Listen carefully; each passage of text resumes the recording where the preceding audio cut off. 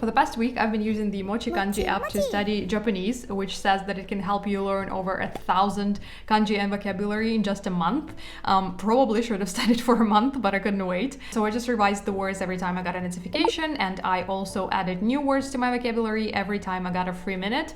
So let's take a closer look and see if this app is actually good. I have actually used this app before, like 6 months ago or so, but then I stopped studying as much, so now I'm trying to catch up. And I also know that the app got a lot of new updates, so I'm excited to talk about them. So the first new thing that I noticed is a little quiz that you get when you first open the app that asks you about your level and your goals. So I chose that my level was equal to N5, and also you can choose a book that you're studying with. Unfortunately, my book wasn't on the list, but the most popular ones like Genki and Mina no Nihongo were, so I just had to choose that I don't use any book, but hopefully they will add the Japanese from Zero books to the app one day. Then you can also choose why you study, and it will recommend you a course. So mine was N5 kanji and vocabulary, but you can also choose the other specific courses like IT, nursing, service industry and stuff like that. So as I said, my course is N5 kanji and vocabulary, and it has 48 lessons that are divided into small topics, and each lesson has about 10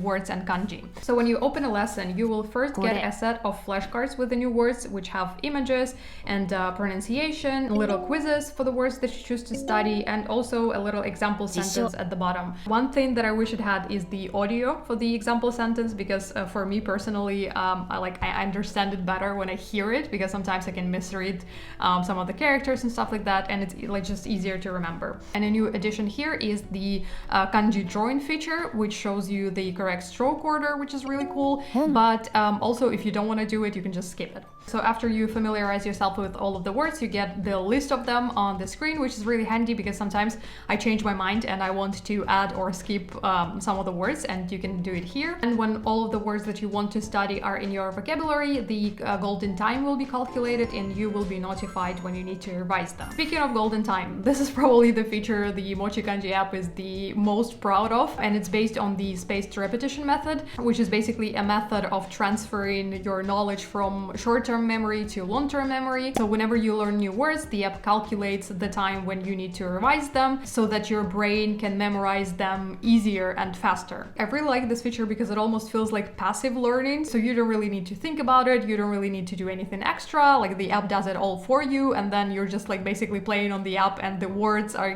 getting memorized almost by themselves. But it's also very important not to skip the notifications and study every time you get them to get the best results, because obviously if you learn something and then you don't practice it, it will just flew out of your head. I only wish that you could add your sleeping hours to the app so that you won't get notifications at night, and also it won't affect your progress. I remember getting notifications at night the last time I was using the app. I wasn't really getting them this time though, maybe because I have do not disturb on, but at the same time, like in the morning, I didn't see any notification at all, and I only knew that I need to revise words when I opened the app, which was a little bit confusing, but I don't know. So back to revising. So here you also get the draw kanji feature, and at first I didn't really like it because it showed me the kanjis that were way too advanced for my level. So for example, I had the word economy, which I wanted to know how to say, but I didn't want to learn the kanji just yet, and I had to write it over and over again, and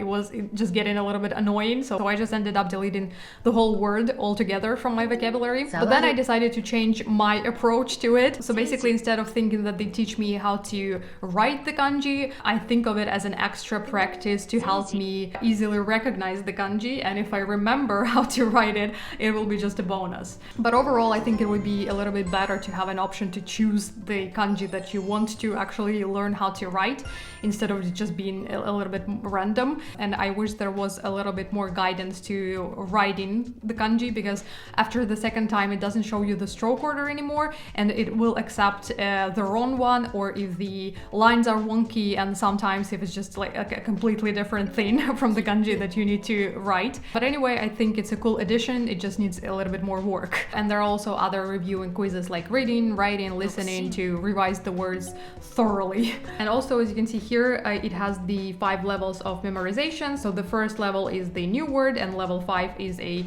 long-term memory. And also you can open your notebook and see what word is on which level, and here you can also like delete the words that you don't want to study anymore, like I did with with the word economy. Another interesting new feature that they added is the conversation tab, when you can choose from different topics like hobbies, introducing myself, asking about the weather, going shopping and stuff like that. And I think it's really good for the beginners, so it can help you understand the words by ear and learn new phrases that you can actually use like in a real conversation. But at the same time, for example, for my N5 level, the conversations were a little bit too easy. And also I wish it was more like an actual conversation with an AI, so I can use more of the words, so the conversation is longer, like make it a little bit more unpredictable. Because right now all you can do is just type in the phrase that you hear. And on one hand, it's cool, but because you can learn the phrases that you don't know yet. But on the other hand, if you're a complete beginner, I think it would be really hard to write a whole phrase just by hearing it. So I don't know, like the idea is very cool, but I think it needs a little bit more improvement. And another new addition is a whole section for kanji writing, which is awesome. So basically you just choose a kanji that you want to learn how to write, and it shows you the meaning, the onyomi and kunyomi, and